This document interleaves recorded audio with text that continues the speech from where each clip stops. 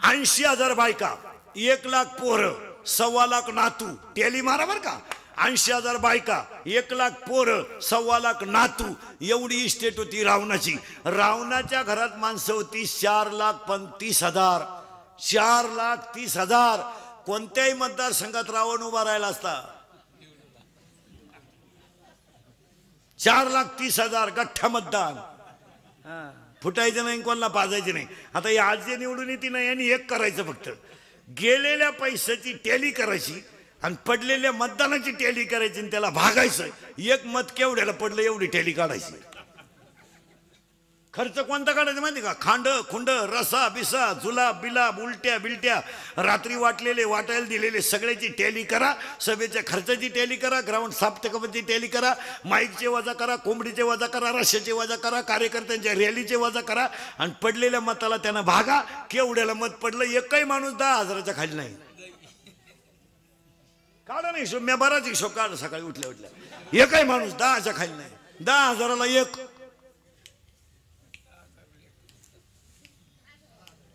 10,000ला एक कसाही गुणाकार करा तुम्ही. काढा ना टॅली, काढा ना तुम्ही. एक साधी टॅली काढा, साधी साधी काढा ना टॅली. बोकडे केवढेच धरता, खांड केवढेच धरता, 90 केवढ्याच धरत्या, वड्याची केवढ्याला धरत्या. आदल्या दिवशी 100-300 फुली धरा. चला काढा ना हिशोब. ऐ तुम्ही बधीर होईल तुम्हाला काय, तुम्ही घेल असल्यामुळं हू होईन सुई.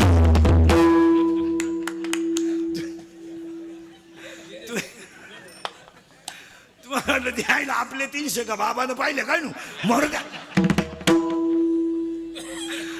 काय नाही मारा. 4,30,000 माणसं रावणाच्या घरात. हिशोब काढा बरं का शाळेतले पोरं. 80,000 बायका आणि 1,00,000 पोरं. किती झाली? 180. 1,25,00,000 नातू, 3,05,000 आणि 1,25,00,000 पंतू, 4,30,000. 4,30,000 माणसं रावणाच्या घरात. मोबाईल मध्ये घेऊन जा बरं का उदाहरण, घरी रोज ऐका. 4,30,000 माणसं रावणाच्या घरात. रावणाला इंद्रजित नावाचा मुलगा होता. त्याचं पहिलं नाव मेघनाथ होतं आणि त्यानं इंद्र जिंकल्यामुळं त्याचं पहिलं नाव पडलं होतं इंद्रजित. रावणाला एक भाऊ होता, त्याचं नाव बिभीषण होतं. इतका हुशार माणूस होता तो बिभीषण. त्यानं बसल्या बसल्या विचार केला एक दिवस, आपल्याला रावण कधीच आटपणार नाही. मग आपण एक आयडिया केली तर, जर रामाची रावणाची लावून दिली तर जिंकलो आपण. मी भावंत पहिल्यापासून मारा. आता उगाच भुकात्यात लोक नाही ते पहिले. मग हे फक्त आडनाव बदलून जन्माला आलेत, नाही तर टोळी तीच आहे. ऐका, त्या इंद्रजिताने काय केलं महाराज? डायरेक्ट रामाला जाऊन गाठवलं. ते मध्ये थांबला नाही, गडी कच्चा नव्हता तो. त्यावेळेला रामाला एकच वाक्य सांगितलं, तुझ्या आयुष्यात तुला सीता मिळणार नाही. सीता रावणाच्या ताब्यात आहे. सीता तुला मिळणार नाही. मग तुला काय करावं लागेल? तो रावण मारायच्या भानगडीत पड नको, पहिला इंद्रजित मिळाला पाहिजे. काय विचार आहेत महाराज. चुलत्यानं मीटिंग घेतली पुतण्या मारायची. पाहता काय माहिती चुलत्यानं, आणि त्या चुलत्याचं नाव बिभीषण. मारायचा कोण? इंद्रजित. पण त्यानं एक दम दिला त्याला. इंद्रजित मारायचा, पण त्याचा जो हात आहे इंद्रजिताचा, तो इंद्रजिताचा जो हात आहे त्यानं 14 वेळा इंद्र जिंकले. त्या हाताला असं वरदान आहे, जर इंद्रजिताच्या हातात कधी बाण आला आणि त्यानं जर बाण लावला तर समोरचा माणूस जगू शकत नाही. तू फक्त एक कर, रामा मार इंद्रजित. फक्त एक करायचं, त्याच्या हातात बाण येता कामा नाही. काय बोलायचंय महाराज? इंद्रजितानं भात्यात खाली माग हात घातला आणि समोरून असा बाण आला तर इंद्रजिताचा हात ढोपरातून उडाला. तेवढ्या झपाट्यात जर कधी इंद्रजिताच्या हातात बाण आला असता, कार्यक्रम रामाचा सुद्धा झालाच असता. पण फुटलेला घरातला होता. तो तुटलेला हात अंगणात पडला. भूकंपासारखा आवाज झाला आणि इंद्रजिताचा हात अंगणात जाऊन पडला. रावणाची बायको बाहेर आली. माईला म्हणलं सुलोचना.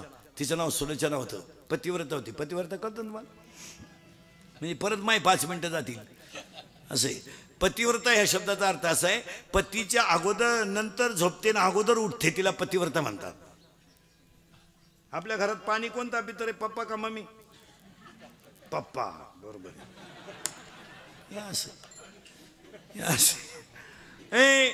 ती पतिव्रता होती. ती बाहेर आली महाराज आणि बसलेले माणसांनी नाही का तिनं तुटलेला हात पाहिला. लय बारीक गोष्ट आहे का ती. तिनं स्वतःच्या मनाला प्रश्न विचारला तुटलेल्या हाताचा. ज्यानं इंद्र हरवला त्याचा हात उडवायची डिरिंग केलीच कोणी? अहो तिच्या बापानंच केली. ती कोणी केली? लक्ष्मण तिचा बापच होता. मग पाहुणे रावले का आलायत? बिघडवायलाच ना. तिनं तुटलेला हात, महाराज त्या तुटलेल्या हाताजवळ ती गेली. मायला म्हणलं तो तुटलेला हात असा हल्ला मारा, हल्ला असा हात. तो तुटलेला हात जो होता नवऱ्याचा तो असा हलायचा. तिनं तो तुटलेला हात घेतला आणि त्या हातानं तो हात घेतला तिनं. तो हल्लेला हात तिनं त्या तुटलेल्या हाताला असा कागद आणि पेन दिला. तर त्या तुटलेल्या हातानं त्याच्यावर लिहिलं तुझ्या माहेरच्यानी माझा घात केला. खळा डोळ्यात पाणी आलं तिच्या. बसलेली माणसं ध्यानात ठेवा, घमेंड लई दिवस चालत नाही. कोणत्याही गोष्टीच्या घमेंडीला मर्यादा आहे. नम्र वागले नाही तर ती उलटी फिरते. आयुष्यात कधी रावणाच्या डोळ्यात पाणी आलं नव्हतं महाराज. तो काही दुबळा माणूस होता का? पण टपटपा डोळ्यात पाणी आलं रावणाच्या. दिवस फिरले. दिवस फिरतात. कोणती गोष्ट नम्रतेनं घेतली तर टिकते. माझा टेलपणानं घेतल्यावर सुपडा साप. रडला रावण, डोळ्यात पाणी आलं रावणाच्या. का आलं माहिती का? मुलगा जाऊ द्या, सून विधवा झाली. उद्या जर विधवा सून माझ्या समोर उभी राहिली तर मी कोणत्या तोंडाला तिच्याशी बोलावं? जसा रडला रावण, तिनं तो तुटलेला हात घेतला आणि रावणापाशी आली. आणि तिनं रावणाला डायरेक्ट सांगितलं ज्याने हात उडवला माझ्या नवऱ्याचा त्याचा बदला घ्यायला चालले मी. मान खाली घातली रावणानं. कारण तो काही झाला तर हिचा बाप होता लक्ष्मण. आणि ते दोघ जण हिला सोडू शकत नाही. रावण इतका विद्वान माणूस. रावणाला माहित होतं हिचा बाप हे हो द्या भांडण. रावण जा म्हणलो. दरबारातली लोक रावणाला म्हणले तुला अक्कल आहे का काही? तू असा मूर्खपणा काय करतो? लंकेचा मालक आहे तू. तुझी सीता त्या तुझी सून त्याच्याकडे पाठवली, ती विधवा झाली. त्याची बायको तुझ्या ताब्यात आहे. उद्या जर तो म्हणला माई बायको आणून दे आणि तुझी सून घेऊन जाय तर तू काय करशील? हे मधले लोक नाही नंगट राहत्या.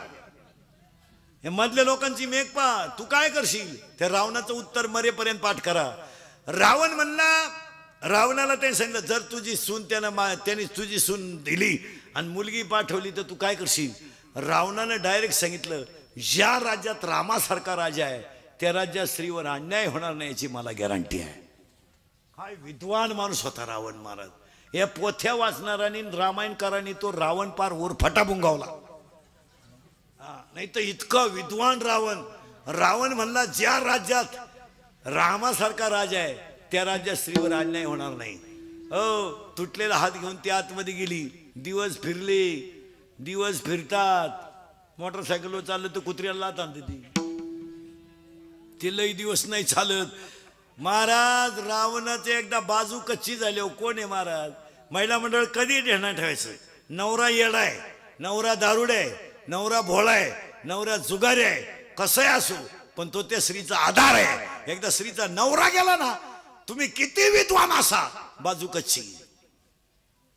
बाजू कच्ची ते चालत नाही. म्हातारी माणसं एकदा बायको गेली ना महाराज जाऊ दे ती येडी खडी हाणू द्या लोकांना पण ती बायको आहे. ज्या म्हातारीची बायको गेली ना कार्यक्रमच उरफाटा झाला. सुनाबीना जाऊ दे मोरदे हे काय ते म्हणायच्या गोष्टी फक्त. हा मग ते म्हातारा म्हणतो चांगलं नाही म्हणून तर काय करी. पाण्यात राहून कुठं माशी शिवेर करता येतं काय?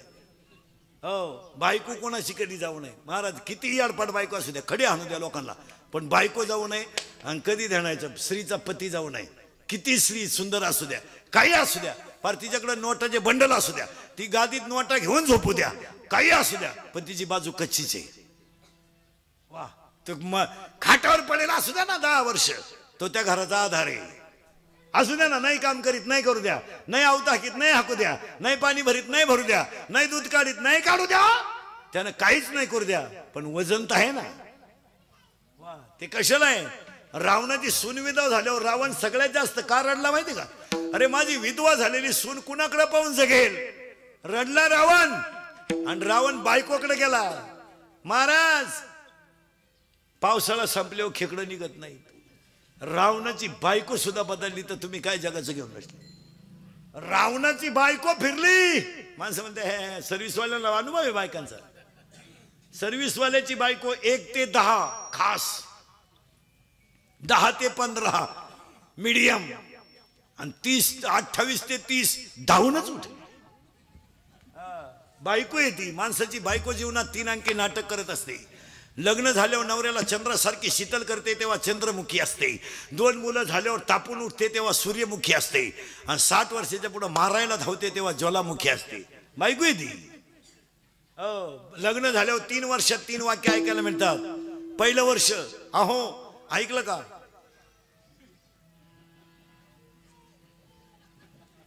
नीट ऐका, लिहून घ्या. लग्नाच्या 3 वर्षात 3 वाक्य आहेत. पहिल्या वर्षी लग्नाचं वाक्य ऐकायला मिळतं अहो ऐकलं का.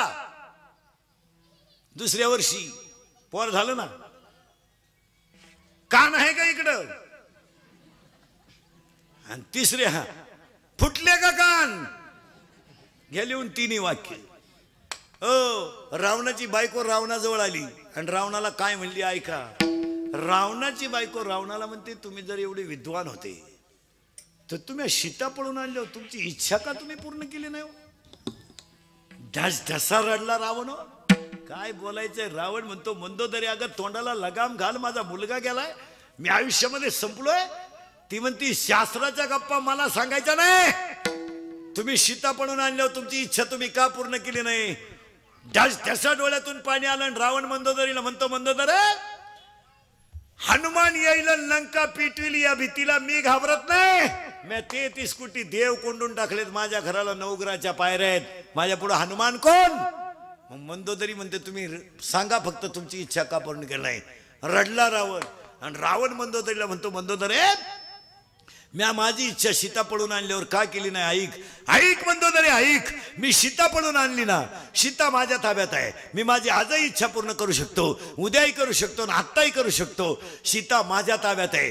पण ऐक मंदोदरी ऐक, मी सीता पळवून आणली पण माझी इच्छा मी का पूर्ण केली नाही. ऐक मंदोदरी ऐक, मी सीता पळवायला गोसाव्याचं रूप घेऊन गेलो, सीते पुढे उभा राहिलो, मी दाढी वाढवली होती, माझ्या तोंडातला शब्द होता माय भिक्षा वाडा. आणि मी खानदान असल्यामुळे माझी नगरी गेली तरी चालेल पण माय शब्दाला धोका देणार नाही, याला रावण म्हणतात. काय बोलायचंय महाराज, काही रावण म्हणजे काय पोरगलपणाची गोष्ट नाही.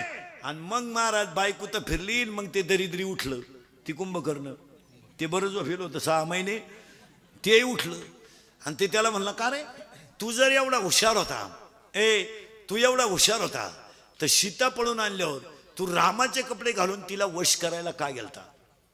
आणि यानं सांगितलं त्याला, रावणानं सांगितलं. रडला हो रावण, रावण रडला आणि रावण काय म्हणलं माहिती का, मी सीता पळवायला जेव्हा सीता पळून आणली आणि रामाचे कपडे घालून मी जेव्हा सीतेपुढे उभा राहिलो आणि सीतेनं नुसतं माझ्याकडं पाहिलं, मी रामाचे कपडे घालून सीतेपुढे उभा राहिलो, सीतेनं नुसतं माझ्याकडं पाहिलं, अरे सीता इतकी पतिव्रत आहे का माझ्यातला कामच गायब झाला.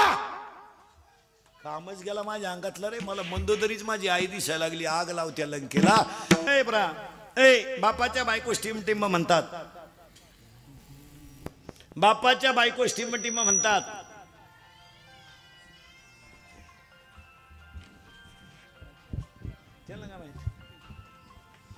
काही फायदा नाही महाराज. बापाच्या बायकोला काय म्हणतात रे एब्र्या,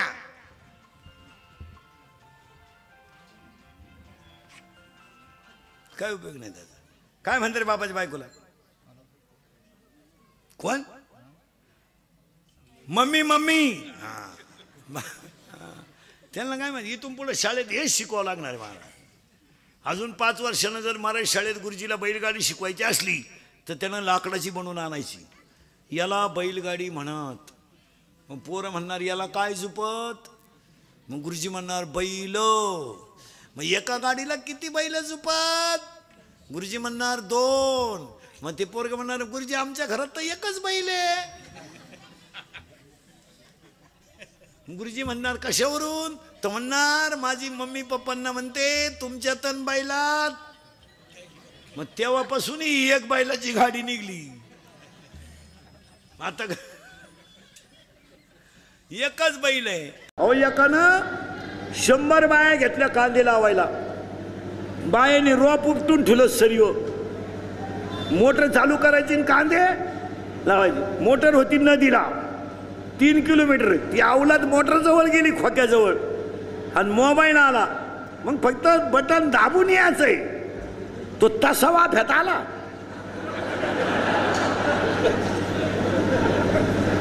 पाणीच कुठे वाफ्यात. 100 बायांचे पैसे भरून दिले 300 रुपये रोजानं. पाहता का नाही करला, तो परत गेला तर लाईट गेली. आता नाही एक लघवीला गेला आणि मोबाईल आला. मग चैन तर खोलावं का नाही.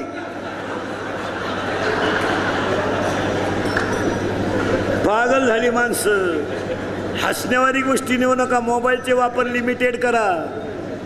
आणि बरेचसे लोक विनोद नाही महाराज, मोबाईलमुळे चिडचिडे तर झाले, चिडचिडे स्वभाव झालाय, एकलकोंड्या झालाय, माणसं बोलायची बंद झाली आणि माणसाच्या मेंदूवर नको त्याचा विचार करून माणसांचे मेंदू कमकुवत झाले. तुमचं काय मत आहे? 10 वर्षापूर्वी आमचा शेतकरी आऊत हाकायला गेला.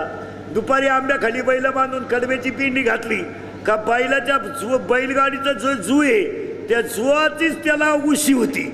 10 मिनिटात झोपायचा तो.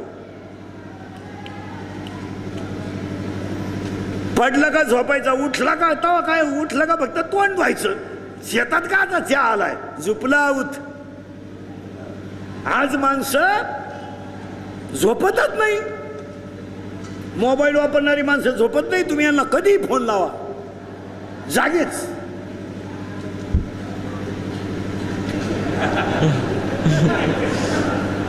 एकानं बल्ब उडवला होल्डर मधून, पागल.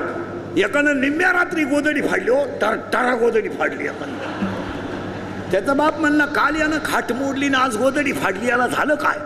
त्याच्याही म्हणली सावध व्हा नाही तर उद्या तुम्हाला फाडील. हा अजून तुम्हाला हसू येतंय पण यातलं एकही वाक्य खोटं नाही.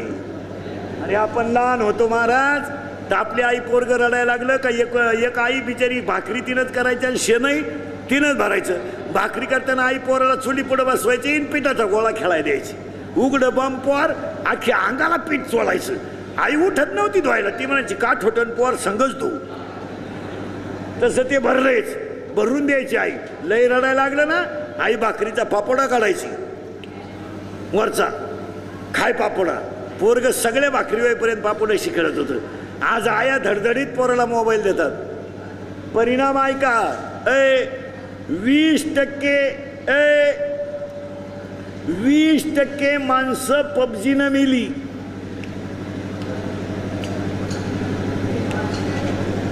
स्वतःला गोळ्या घालून घेण्या इतक्या माणसाची पातळी खाली गेली. का रे बा म्हणे पबजी हारलो, पबजी हारलो म्हणून आपणच आपल्याला गोळ्या घालायच्या. याच्यापेक्षा मूर्खपणा काय असा.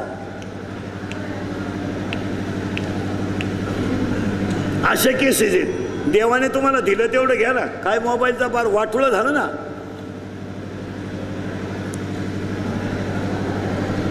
वापरा तुम्ही पण त्याला काही लिमिटेशन आहे की नाही. रात्रंदिवस तेच, जेवताना तेच. एकानं भातात पाणी ओतलं वरणाऐवजी, चव गेली भाताची. त्यानं बायकोच्या कानपटीत ठेवून दिली. म्हणा तुझ्या बापानं असं वरण केलं का. ती म्हणली बावळाटपणा करू नको, वरण वाटीत तसंच आहे. मग मी का पाणी टाकलं काय नाही ना मारा. हे शिका. आणि मनाजी पाटील एकदा ताब्यात आला रे आला, इथं होतो आपण. तुम्ही नाही काळजी करायची. आता मनाजी पाटील घाबरत. मनाच्या पाटलाच्या बायकोचं नाव आहे इच्छा, प्रियशीचं नाव आहे इच्छा, सासऱ्याचं नाव आहे अंकार आणि सासूचं नाव आहे प्रकृती. आणि मग मनाला गुंतवा. गुंतवल्यावर काय होईल. लक्ष्मी वल्लभत या जवानी, लक्ष्मी वल्लभत या जवानी, लक्ष्मी वल्लभत या जवानी, लक्ष्मी वल्लभत या जवानी. नित्य मनामी ती प्राणी दुर्लभ, नित्य मनामी ती प्राणी दुर्लभ.